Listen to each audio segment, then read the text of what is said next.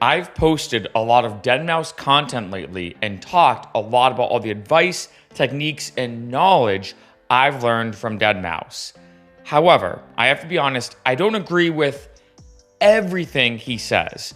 So in this video, I'm going to talk about the 5 things that I personally disagree with when it comes to Deadmau5. Number 1, EDM is going away. He said numerous times that EDM is quote unquote going to F itself so hard, basically implying that it's a huge bubble. I could not disagree more. He kind of equates EDM, I've heard him use this analogy to disco, that it's just a phase, it's gonna quickly go away, and the bubble is going to pop. Now, I could do an entire video about this in terms of this unique kind of aspect of electronic music, but I personally look at electronic music as the evolution of music, not necessarily a genre. You know, if you look at kind of the history of music or whatever, maybe back in the day it was just like percussion, right? Like beats, like people doing different beats and rhythms. Then you had like vocals, right? In terms of people singing pitches like oh, oh, oh, or whatever.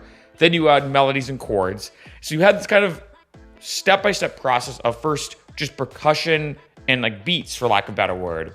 Then you had pitch adjustments. Then you had chords where you could create like melodies and whatnot.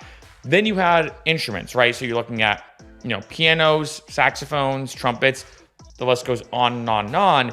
And in my mind, electronic music, or synthesis for lack of a better word, is the kind of next evolution of music, and it's not necessarily a genre. Now, like I said, I could get way more in depth about this and get way more like even philosophical, or even look at the history or whatever. But I look at electronic music as kind of the next step in the progression of music, and electronic music is not going anywhere. Now, of course, different genres of electronic music change a lot. Back in the day, if you look at like the 90s, people called anything with computer noises in it techno, right? It was all techno. It was all techno. Whether it was actual techno or not, it was referred to as techno. However, over time, even now, sometimes I still hear this where people say, oh, do you like electronic music or not? I've heard of some people say, I like dubstep, but I don't like house. Or I like bass music, but I don't like techno, you know, et cetera, et cetera. And I think that over time, electronic music is now permanently in our culture, right? I mean, if you look at top 40, you're really looking at pop, hip hop, and electronic, but there's different face sets of electronic, right? And if you look at, like say, the 2010, 2011, 2012 era, you're looking at a lot of dubstep, right? With Skrillex, especially his Cinema remix being massive to bring a lot of people into the electronic music world. But I remember another big genre back in the day was complexio. It was almost like a subgenre, if I'd call it that, of electro house. One of my favorite genres ever. That genre's been dead for a while. Kind of stinks because that's one of my favorite electronic music genres. But then you kind of went from that to then like say the big room era was a huge thing. Then there was the big future bass era. Now I think we're kind of in this unique housey era. I feel like house has really started to blow up. Some techno as well. I know like stutter house, at least the exact time of this video, is considered being one of the newest genres, even though it's really just a vocal line with like an LFO or whatever. But anyway, like, so the genres of electronic music have been evolving, but the whole concept of him talking about that EDM is gonna F itself so hard, it's gonna go away, it's gonna be a bubble. I think the bubble exists in some genres, and those definitely do pop and go away, and sometimes they go away just as quickly as they came about. However, I think electronic music, 100% here to stay. Number 2, avoiding tutorials. Now, one thing I do want to say when it comes to some of these points is I'm taking what Deadmau5 said and saying, okay, I half agree, but also I half disagree. And this is one of those situations, because I did mention this.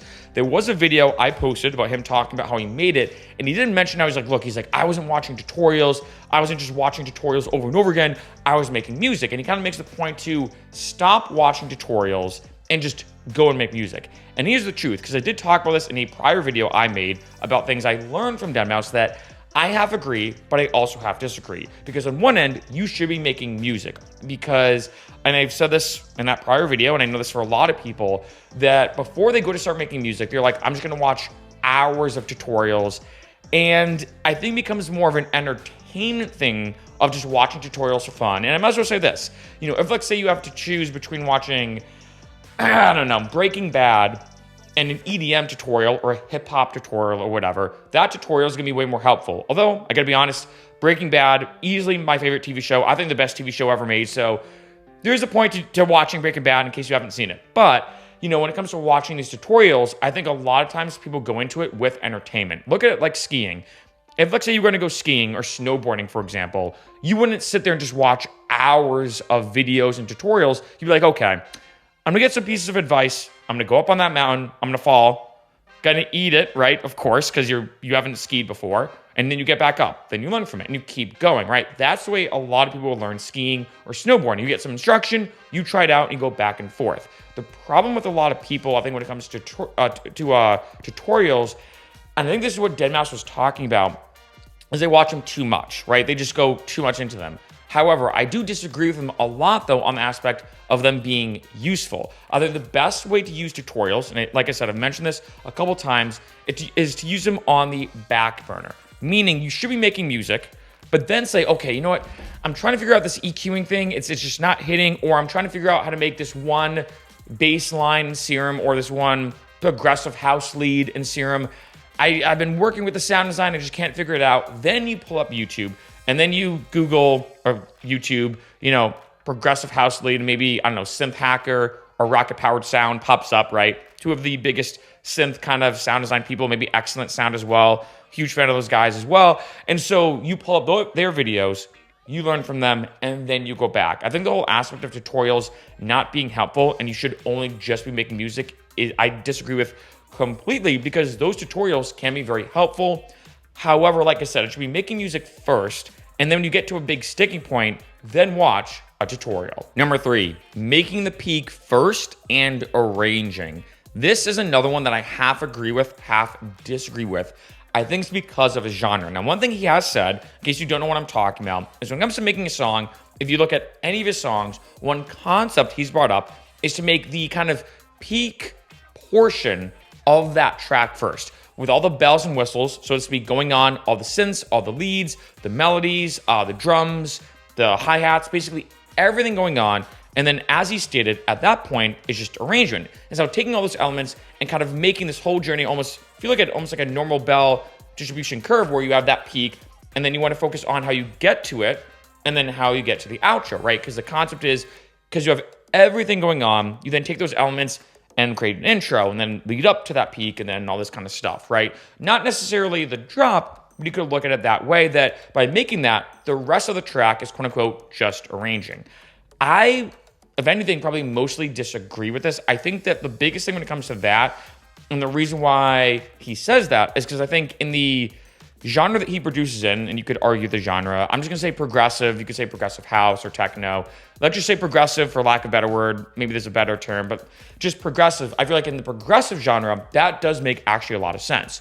So in that regard, I do agree with him, but I gotta be honest, if you go into other genres, if you look at genres like dubstep or bass music, future funk is another example of this. Glitch Shop, Moomaton's another example of this. I produce a lot of Moomaton personally. I feel like that if you go into it trying to make the peak of the track first and then everything else, I have tried that approach and it's never gone well. Like almost never. Like, now don't get me wrong, when it comes to making a song, sometimes I do start out with the drop first. Like I have a drop idea, and then I'm like, okay, let me think of a cool intro. But usually I actually start with an intro, and then I already have like kind of a drop idea in mind. And in a lot of genres, sometimes you usually have like the intro be a little bit different than the drop. I think dubstep is the prime example of this, where some drops are meant to throw you off guard. They're not meant to be similar in terms of the arranging kind of process. They're meant to be completely left field. I guess, pun intended, to left field bass. They're meant to be completely left field. You're like, whoa, I did not expect that. I think in his genre, like I said, when it comes to progressive music, yes, the whole mindset of making, like say, the peak first with everything going on and then kind of the rest of it is just arranging does make sense. But when it comes to other EDM genres, I think that while there is some truth to looking at the arranging process as using different elements throughout the track, it's a different flow and different pattern depending on the genre. Number 4, the artist shade. Now, this one I definitely disagree with. I think it's just more of a drama thing, if anything. I mean, it's also, I think, just Deadmau5 being Deadmau5. I'm not sure how serious he is about it. Of course, he's a huge troll. But in a video I posted where he talked about how he made it as an EDM artist and as a DJ and as a producer and everything, he did throw, like, say, a lot of shade to Martin Garrix, for example, when it comes to Animals. I think the quote he had was he just used a vengeance kick with a wood block, which, by the way, is kind of funny. But also, too, I kind of disagree with him because I have heard him say and throw some shade about other artists and other genres where, because of the genre, it's not that good or whatever. This is something where I definitely disagree with him, where I feel like he's looking at it through a very pigeonholed aspect where he's like, okay, unless this genre is progressive or techno, it's BS or super easy to make or whatever. I look at Animals from Martin Garrix genuinely as one of the most iconic EDM songs of all time. Now, I know that could be heavily debated. I know some people might agree with me, some people might disagree with me, or some people might be like, I think you're kind of right, but I also kind of disagree, or maybe be in the middle. But being honest, I remember when that song came out, it was everywhere. I mean, arguably, I think one of the best big room songs of all time. And I know a lot of people who were kind of into EDM or not that into EDM who fell in love with EDM as a result of Animals. I had people tell me, be like, yeah, I know the Skrillex thing was big, but I just could not get into dubstep. But this song, Animals, oh, wow, this is really catchy. Like, I can see it. And obviously, I know Deadmau5 is a troll. For example, that year at Ultra when he played, what was it, like Old MacDonald Had a Farm kind of remix or spin-off of Animals. So yes, I know he's a troll and everything. And I even heard of Deadmau5 attacking other artists for their songs not being good or not being up to par. And in some ways, I think he's right in some aspects. Obviously, Deadmau5 is one of the most famous EDM musicians going to be of all time. I'm a huge fan of his, huge fan of his music. But I gotta be honest, when it comes to some of the shade he throws at some artists, I think sometimes it is justified. I know he's called out some artists for doing some really messed up stuff and some stuff that's super just straight up BS. But other times, when he attacks other artists that I think are really good producers, Martin Garrix just being a quick example of this, I'm like, I gotta be honest, I do have to disagree. But it could just be Deadmau5 being Deadmau5. And number 5, networking in person. This one I have a lot of mixed feelings about. I both agree and disagree at the same time for a couple different reasons. Now, I do want to say, I have gotten a lot of comments when he mentioned that in his video about how he made it as a producer, saying, I met Skrillex, and he gave me a thumbstick, and that human connection made me listen to his demo. I have had a lot of people say, hey, Mark, can you make a video about how to network with DJs in your area? I do have some notes about that, so we'll be making a video about that maybe this week or next week, so stay tuned for that video. But when it comes to this, I want to talk about it because I think on one end, I do actually agree with him to an extent. This is another one I agree and disagree, where it's like, I agree with him that, of course, having that human in-person connection is invaluable, but not necessary. And I've even had some people hit me up saying, hey, Mark, I want to make it as a producer, but I don't live in LA. I don't live in Miami. I don't live in Vegas. I don't even know how to network or if it's even possible. The truth is, you can still network, make a name for yourself, meet other DJs and musicians online. I think back in the day, because things were slowly moving when it comes to electronic music, I'm not saying it wasn't as common, but I feel like it was not as accepted, or maybe, I think that's probably the best way to word it, because if you look at it now when it comes to social media, I've met a ton of DJs through even YouTube comments, through Twitter, through Instagram, because now it's, I think, more commonplace and more acceptable to quote unquote meet via the DMs or shoot you a shot in a DM, sending out promo emails and whatnot. So I want to say that although I see where he's coming from, and I think that is important, like for example, I was able to make a connection with Skrillex at Las Vegas nightclub and was with him backstage.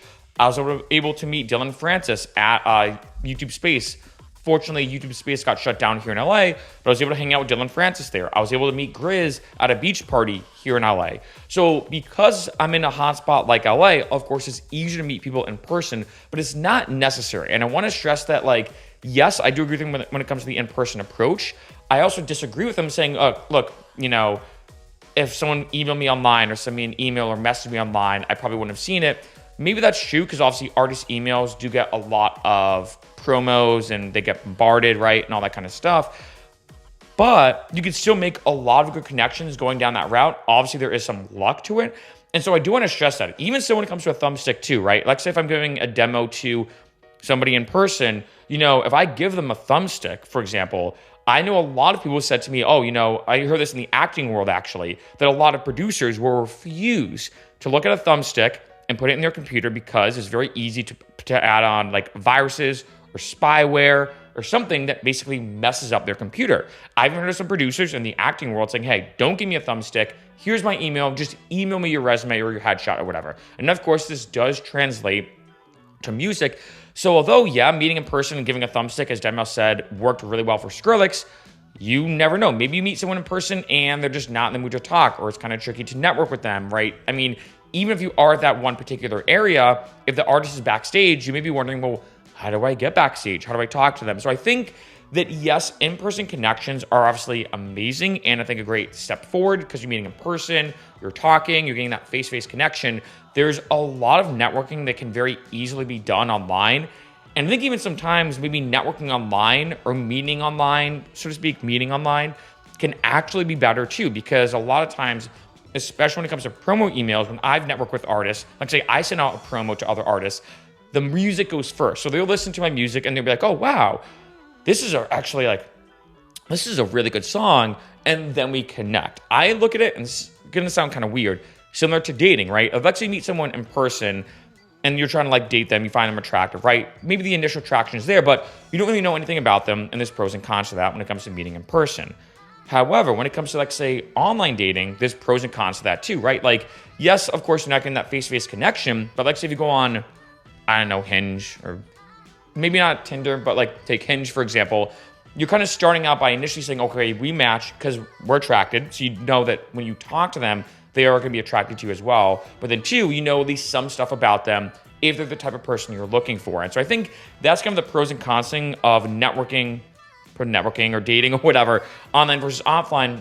And I think that translates to networking in the EDM and the DJ world, or even just the music world, that while in-person connections can be very valuable, I think you can still make a lot of connections. And if anything, I think there's more advantages sometimes networking online than offline.